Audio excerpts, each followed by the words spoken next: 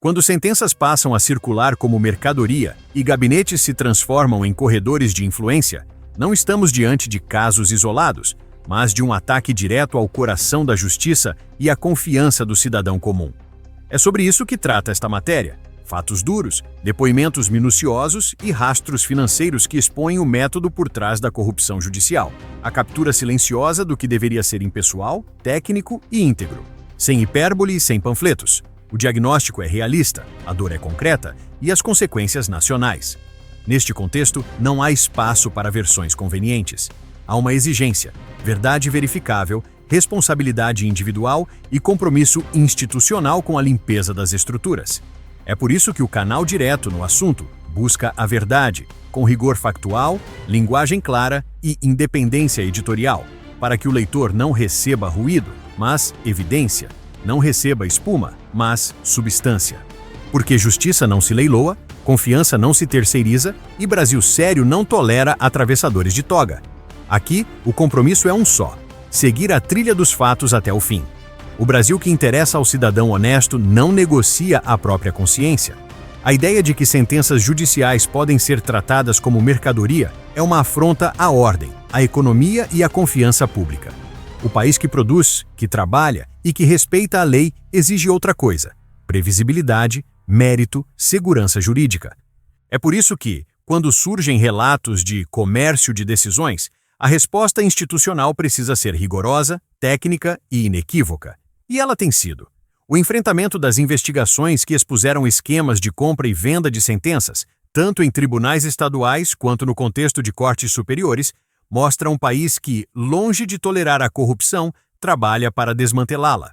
É este o ponto de partida e também o ponto de chegada: afirmar com fatos que o Brasil não apoia a corrupção na justiça e que uma minoria desviada não representa o conjunto de magistrados e servidores que honram a função pública. O caso do Piauí, retratado com precisão no seu texto base, é uma vitrine da patologia que precisa ser extirpada. Um assessor que atuou entre 2021 e 2023 no gabinete do desembargador José James Gomes Pereira, do Tribunal de Justiça do Piauí, descreveu à Polícia Federal um método de captura do fluxo decisório: reuniões semanais, determinação de prioridades processuais ao sabor de interesses, influência direta no desfecho de julgamentos e, segundo a investigação, pagamentos que, em certos momentos, teriam sido disfarçados por transações civis aparentemente regulares, como a compra de imóvel. Na narrativa do ex-assessor, a advogada Lia Rachel de Souza Pereira Santos, filha do magistrado, possui o poder de determinar quais processos devem receber atenção prioritária e, em alguns casos, de influenciar diretamente o desfecho das decisões, o que a colocaria no centro decisório de um gabinete em que deveria prevalecer a impessoalidade. O relatório policial destaca ainda a movimentação financeira e o uso de intermediários, incluindo a suspeita de que um produtor rural, João Antônio Franciosi, teria desembolsado valores milionários, falou-se em 26 milhões, para obter resultado favorável.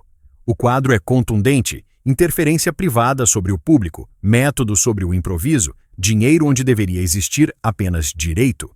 É isso que a sociedade rejeita. E é isso que as instituições precisam repudiar com atos, não com palavras. 2 pontos são essenciais para entender por que esse fenômeno é tão corrosivo. O primeiro é econômico. Não existe ambiente de negócios saudável quando a regra do jogo é a exceção negociada.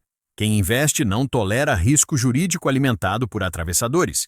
Quem empreende precisa de estabilidade de regra, não de acordo de bastidor. O segundo é civilizatório. A justiça tem de valer para todos e valer do mesmo jeito. Quando uma caneta passa a obedecer à lógica do leilão, o cidadão perde a confiança e a democracia perde o oxigênio. O combate a esse modelo clandestino não é pauta de ocasião. É condição de possibilidade de um país sério, com viés de direita responsável, que acredita em responsabilidade individual, ordem e meritocracia. A direita que vale a pena não busca revanche, busca padrões, previsibilidade, integridade, eficiência. E isso supõe tolerância zero com a compra e venda de sentenças. É nesse contexto que se destaca a atuação do ministro Cristiano Zanin no Supremo Tribunal Federal, relator de inquéritos que apuram comércio de decisões e vazamentos de informação em cortes superiores, com desdobramentos que alcançam tribunais estaduais. Em 24 de outubro de 2024, por sorteio, Ele foi designado relator no STF para o caso que levou ao Supremo à apuração da Polícia Federal sobre esquema de venda de decisões no Superior, citando a atuação de advogados, lobistas e servidores. O processo tramita sob sigilo, como se exige em apurações sensíveis, mas o que se conhece publicamente já dá conta de uma postura de enfrentamento. Em 27 de novembro de 2024, em decisão que ganhou publicidade jornalística, Zanin apontou graves indícios de verdadeiro comércio de decisões judiciais no STJ. Determinou a prisão preventiva do lobista Anderson de Oliveira e autorizou buscas e apreensões contra 3 assessores de ministros do STJ, com afastamento de funções quando necessário. Não se trata de retórica, são medidas concretas para interromper a ação de operadores e preservar provas. Esse vetor de atuação combina 2 virtudes, foco e método. Com foco, porque mirou operadores logísticos do esquema, quem acessa minutas de decisões, quem antecipa conteúdo, quem intermedia vantagens indevidas, cortando a mão invisível do crime. Com método, porque adotou providências de rastreabilidade, como a requisição de logs, listas e históricos de acesso em gabinetes específicos do STJ. Em 6 de junho de 2025, por exemplo, Zanin requisitou a relação de todos os servidores que atuaram ou atuam nos gabinetes dos ministros João Otávio Noronha e Mauro Campbell desde 1º de janeiro de 2024, além do histórico de movimentações eletrônicas nos autos, quem criou, alterou, enviou, leu, assinou e publicou documentos. É o feijão com arroz da auditoria digital, o tipo de diligência que dissipa boatos e captura fatos. De igual modo, decisões anteriores autorizaram a unificação de apurações que envolvem múltiplos gabinetes, evitando a dispersão que enfraquece a prova e favorece a prescrição. Em 18 de novembro de 2024, segundo divulgado meses depois, foi autorizada a ampliação do escopo, com inclusão de mais um gabinete sob apuração e a reunião das frentes investigativas num só inquérito. Nada disso é espetacular, tudo isso é eficaz. O movimento também reconhece a necessidade de foro competente quando há indícios que tangenciam autoridades com prerrogativa. Em 11 de junho de 2025, ocorreu a transferência para o STF da investigação da Operação Maximus, Tocantins, que apura suspeitas de venda de decisões no Tribunal de Justiça do Tocantins. A justificativa foi jurídica e objetiva. Há potencial de envolvimento de autoridades com foro no Supremo. A lógica é simples. Melhor centralizar quando a lei assim o exige do que correr o risco de nulidades futuras. Em paralelo, a atuação não perde o senso de proporção. Quando não há autoridade com prerrogativa, remete-se ao tribunal competente, como noticiado em outros episódios. São gestos que, juntos, fazem a engrenagem institucional girar com mais precisão. Vistos em conjunto, esses atos desenham uma linha de corte. A mensagem é direta. Não há espaço para transformar decisões judiciais em produtos, e quem opera nessa economia paralela será alcançado pelo sistema de justiça. Prisão preventiva em casos excepcionais, buscas cirúrgicas, afastamento funcional, requisições de dados e logs, tudo isso está no repertório legítimo de um Estado que decide não ser refém de intermediários. E é importante sublinhar: as informações públicas disponíveis indicam que ministros do STJ não são formalmente investigados nessas frentes, embora a investigação alcance assessores, servidores e intermediários e siga a trilha probatória onde ela levar. O escrutínio técnico protege os inocentes e responsabiliza culpados. É assim que tem de ser. Ao aproximarmos o caso do Piauí dessa moldura nacional, fica claro que não estamos diante de episódios isolados, mas de padrões que exigem respostas padronizadas.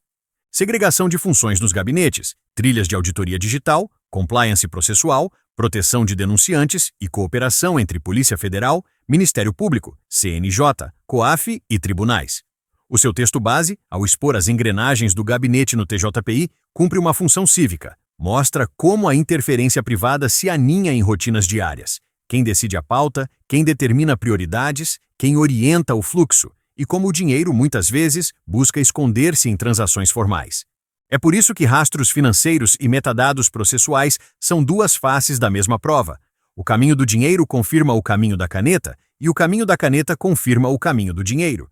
A defesa de uma direita responsável entra aqui não como rótulo, mas como compromisso com princípios que sustentam uma nação adulta: autoridade com limites, liberdade com responsabilidade, mercado com regra, Estado com accountability. Segurança jurídica não é uma abstração e tampouco nasce de improviso. Ela é o resultado de políticas de integridade que colocam de joelhos a intermediação criminosa e devolvem ao mérito o que dele foi usurpado. O produtor rural que planta e colhe dentro da lei não pode ser atropelado por quem compra um parágrafo. O empresário que emprega e paga imposto não pode ser chantageado por quem trafica influência. O cidadão comum que acredita no certo não pode assistir à conversão do processo em balcão. Nesse sentido, o Brasil que vale a pena defender é aquele em que a sentença não se compra, se conquista. A justiça não tem preço, tem princípios. A caneta não negocia, decide. É claro que nenhum país está imune a desvios, ainda mais em estruturas complexas como o judiciário. Mas há um antídoto, e ele está em curso. Investigação qualificada, medidas cautelares proporcionais, unificação de inquéritos correlatos, integração entre órgãos de controle e transparência responsável. Foi assim que se autorizou a prisão de operador apontado como pivô de esquemas, que se legitimou busca e apreensão em endereços estratégicos, que se afastaram servidores para proteger o interesse público, que se requisitaram listas e logs para mapear vazamentos, que se transferiu inquérito ao foro devido. Nada disso é espetáculo, tudo isso é república funcionando. Não basta, porém, punir depois. É preciso prevenir antes. A rotina de gabinetes não pode depender da memória das pessoas, mas de sistemas que registram quem acessou, alterou, leu ou assinou. A fila de processos deve obedecer a critérios objetivos, auditáveis e comunicáveis. As tarefas sensíveis precisam ser revezadas e os contatos externos formalizados e registrados. A cultura institucional tem de premiar quem resiste à pressão e proteger quem denuncia. São fundamentos simples, mas poderosos, que se alinham com uma visão conservadora de mundo no melhor sentido. Valorizar as instituições, blindar a legalidade, reforçar a ordem e devolver ao cidadão a confiança de que, no Brasil, o certo é o certo. Ao fim e ao cabo, a tese se sustenta porque está escrita com atos, não com slogans.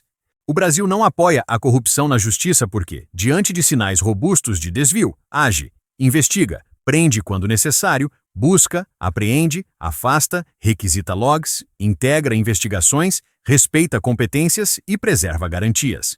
O caso do TJPI, como outros tantos, não é o retrato do país. É a ferida que o país decidiu tratar. E quando o Supremo reconhece graves indícios de comércio de decisões, quando a Polícia Federal desarticula operadores e quando órgãos de controle seguem o dinheiro e a trilha digital, aquilo que parecia uma sombra passa a ter nome, CPF, data, hora e prova. É assim que se reconstrói confiança. É assim que a direita responsável defende a justiça, com coragem, método e resultados. Não há ilusão aqui. A faxina institucional não é um evento, é um processo. Mas o rumo está dado. Com o que já se sabe publicamente, a relatoria ativa no STF desde 24 de outubro de 2024, a decisão de 27 de novembro, que reconhece a gravidade e autoriza medidas duras, as ampliações e unificações de escopo tornadas conhecidas em 2025, as requisições técnicas de 6 de junho para rastrear vazamentos, a transferência de 11 de junho para assegurar competência e efetividade. O Brasil escolheu o lado certo da história. E esse lado diz que o judiciário não é balcão, que a lei não é favor, que o mérito não se curva e que a caneta, quando assina, assina em nome da República.